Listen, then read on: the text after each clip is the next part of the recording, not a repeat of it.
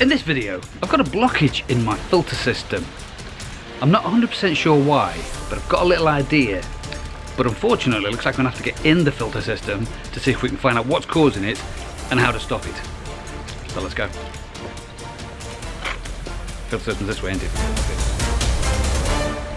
Right, so as you can see, water level this high, water level down there, to the point where it's only just making it onto the filter floss. So I think step one, change filter floss. Then step two, we're going to have to find what's causing here to stop the water coming through here, because it's almost draining the back end of here and everything's backing up this way. So let's get this filter floss changed first and then we'll have a quick look, because if I'm disturbing anything in here, I want the filter floss to catch it now rather than it go into the jack matting.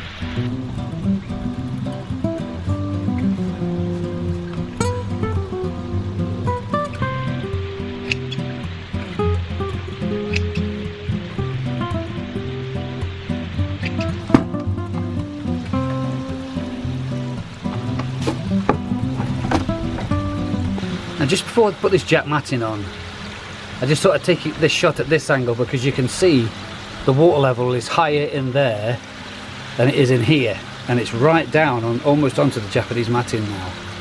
So there's something in between here, this barrier that I put in, which was put in to stop this media going through into here, because the water goes through there, up through this one, pops over the top and into that one, then under that one, then pops out the other one. So this is why this has been in here. It's been in here for like maybe 5 years now, 4 or 5 years. So I wonder if there's a blockage somewhere at the back here. So we're going to put the filter floss in now. I won't catch any debris, and then we're going to have a scrape around here, see what we can do to make that level be the same as that level.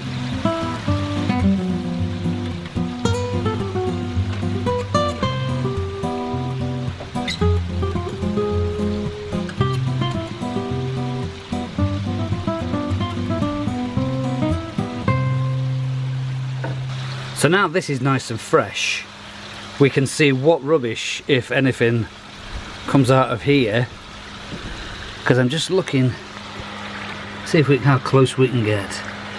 I reckon it's the little fly larvae worms myself, because if you look here, there's little blockages here where all the holes are, the little fly larvae that are sticking out. Which is never a bad thing. These things here, I can get one for you. Where's it gone? These things are never a bad thing in your pond. In fact, this is either fish food or they just help clearing crap out your pond.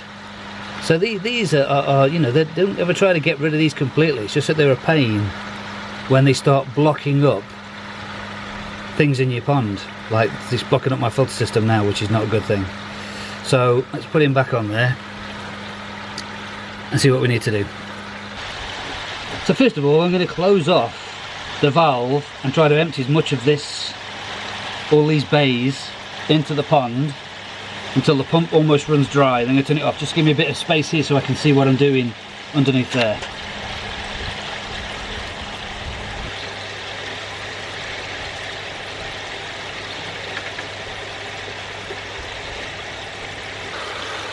So it's looking like we've got these little wormy things are blocking stuff up out the way. I could do more water out of here really. I'm going to drop some more off, aren't I? Right, I'm just looking now. I've got a bit more, just got a few more inches of water off. It doesn't look that bad actually, you know, I can see my hand through it. If I do that there, look at all them. All wiggling in my hand. And this is just fish food really. I could just chuck this in the pond and they'd be loving it, so that goes. See, below here there's no holes below here. I only did them above. So that when the water comes to a certain level, it just releases the water out of here and then comes through and out of here. But again, if you look at this side, wow, lots, look at them.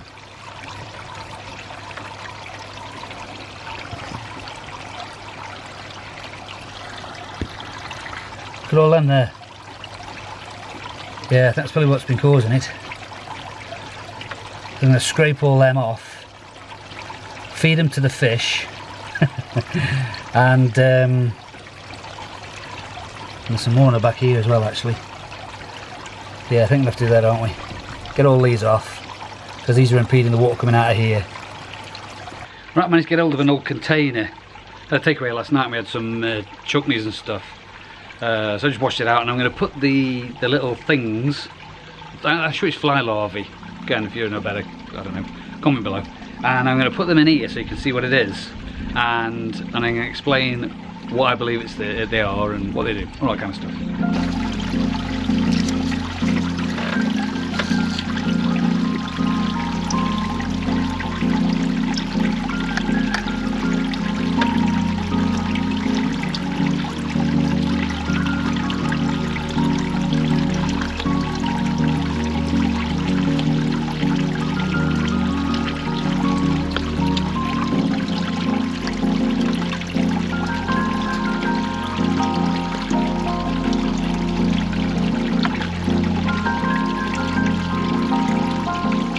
Right, so here they are, and there's got to be a few thousand there. If I just get a close up, well, there we go, have a close up view. I'm sure there's fly larvae, or midgy larvae, or whatever you want to call them. You know better, comment below, by all means, we're all here to learn. So anyway, these are really good for ecosystem in your pond, natural stuff. They're just sort of a pain in the arse when they get in the way and start creating blockages. And I have a funny feeling my pipes will probably be full of these little critters, especially on the outlet bit. I've noticed on my outlet that I might take off quickly and just have a quick look at before I put everything back together again. But if I just throw these back in the pond for the fish, which they are fish food, the fish will probably enjoy these. The ones they don't get will just come back up through the bottom drain and end up where I've just taken them out from. So let's have a quick look on the outlet, just to make sure that's not blocked up, before we put everything back together and hopefully see if that cures the levels thing. Let's have a look.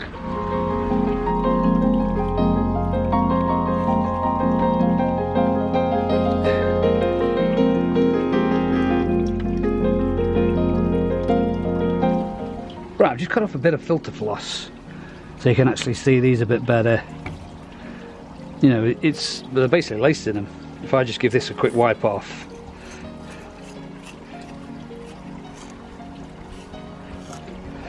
and all inside the pipe as well.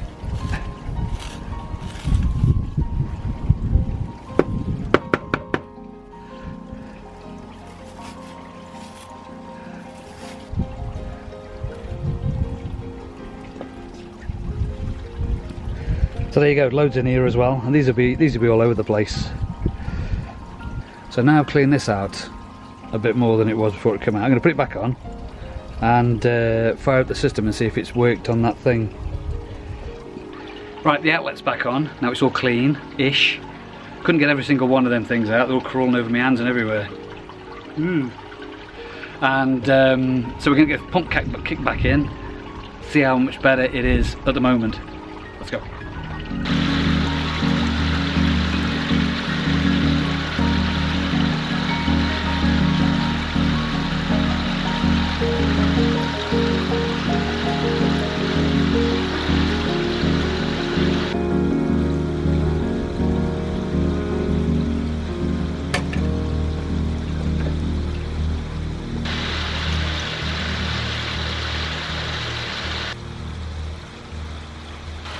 Right, that's better, isn't it? That level is now almost the same as that one. It's only because that's blowing air through, that looks a bit lower. But that's a lot better, that is. So I'm going to have to keep an eye on these little critters, locking up pipes and stuff. So right, while I'm waiting for this to top up, because I wasted at least 2 bays worth of water, and I've cleaned the sky pond today, so I used another 100 litres of water there. I'm just topping up, and I just want to redo this sodium thiosulfate. I spoke to a gentleman, such a nice guy, at 5 Towns Koi, and he was talking about he's spending a fortune on trying to dechlorinate his water. And I said, have you not heard of sodium thiosulfate? No, I'm doing that, mate. I said, right, pointed him at a video I'd done on this stuff, sodium thiosulfate. It's like, it's chips, cheap as chips. 12 quid literally for 2 kilos of the stuff, and it'll last you forever. Well, maybe not forever, but maybe your lifetime. Well, maybe not your lifetime. Anyway, so this stuff, it's really good. You just literally sprinkle, you put some in the water, in a tub, you can make it a solution of it, and then just pour it in to your pond as you need it. I sprinkle a few of the granule stuff straight into the filter system and let it just dissolve. It's really good, and it dissolves instantly. And what I'll do is I'll post a video either here or here at the end of this video on the video I made about this stuff, so you can see how good it is and how much cheaper it is than going out and getting your koi tax stuff that costs a fortune, that only has sodium thiosulfate in it anyway. So why not make your own? Every day's a school day. Can't knock it till you tried it. So I'll put that video at the end.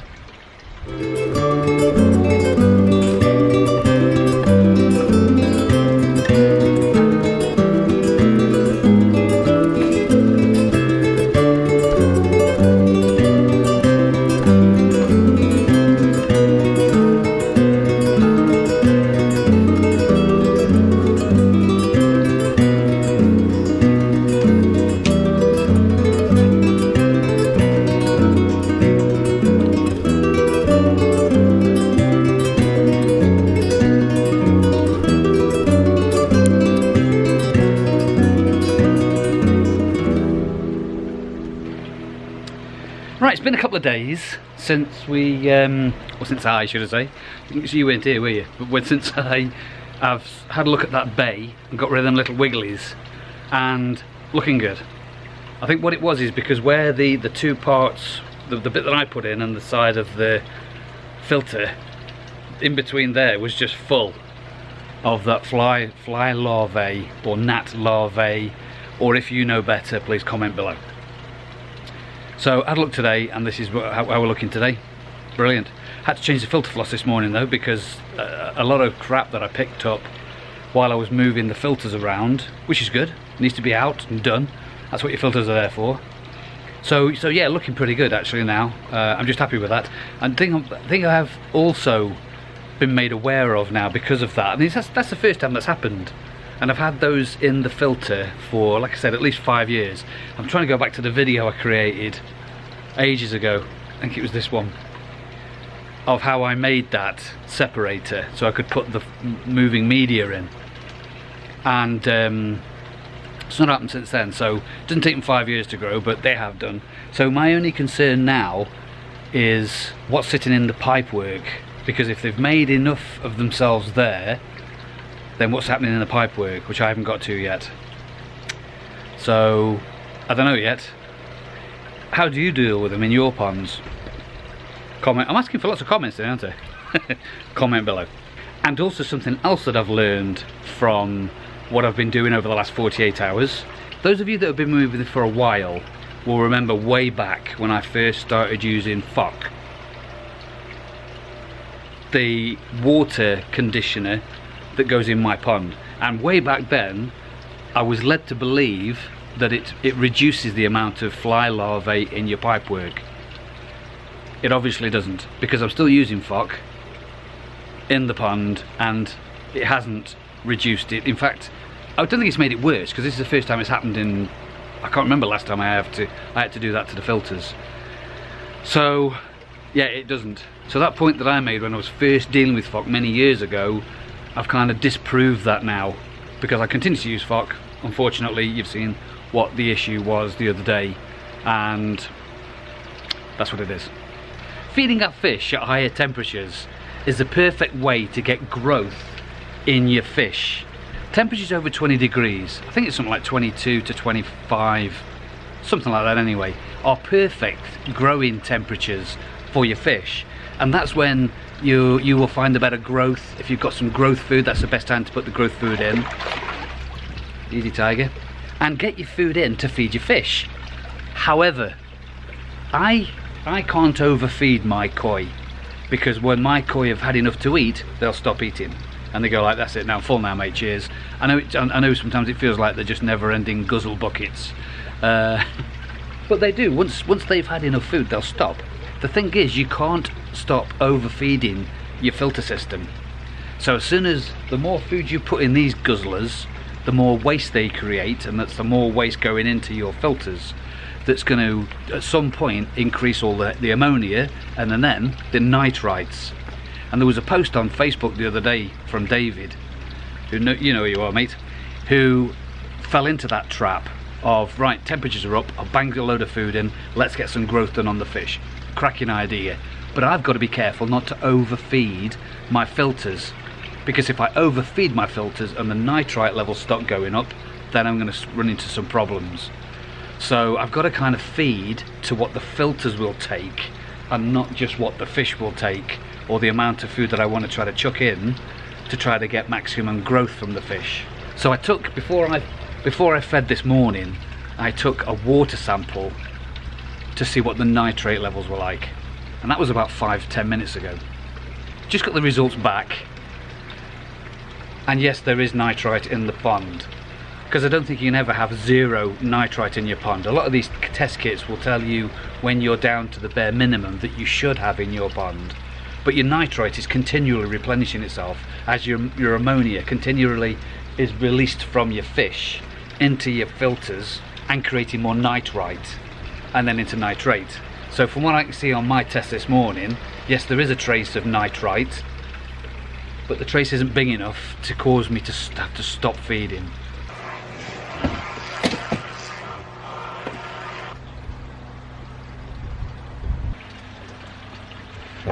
So what I'm doing at the moment is just doing little and often. You know, I like to prepare sort of like a little tub, which is usually about 20 grams of food a day. And if they want more, I just give them more. If my filters can take more, then I'll give them more. If my filters can't take the 20 grams on the day, then I just give less and leave it till the following day. So little and often for me in my filters, with my nitrite tests as they're going at the moment, because that for me, that's pretty good. That, you know, I can continue to feed my little and often as I'm going along, as you can kind of see. And the fish have basically had their feed now. They've left sort of like, I don't know, maybe 20 or 30 pellets on the surface, and that'll do for them.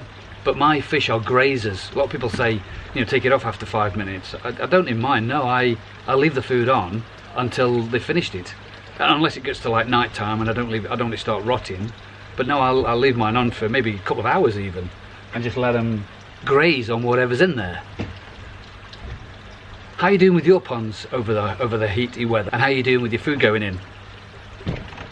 It's a comment below video today. So while I'm feeding more, I'm doing more tests, just to keep an eye on that nitrite and the ammonia, and to make sure that if they all start going up, I can drop the feed back off and then work more to what my filters can take rather than what the fish can take. So thank you so much for watching. If you've enjoyed the video, please subscribe, ding the bell for notifications, share to your friends, but click the like, because you know why. Click it. Thank you very much for watching. Andy White. Oh no, the other one, isn't it? Thanks very much for watching Cup and Lifestyle.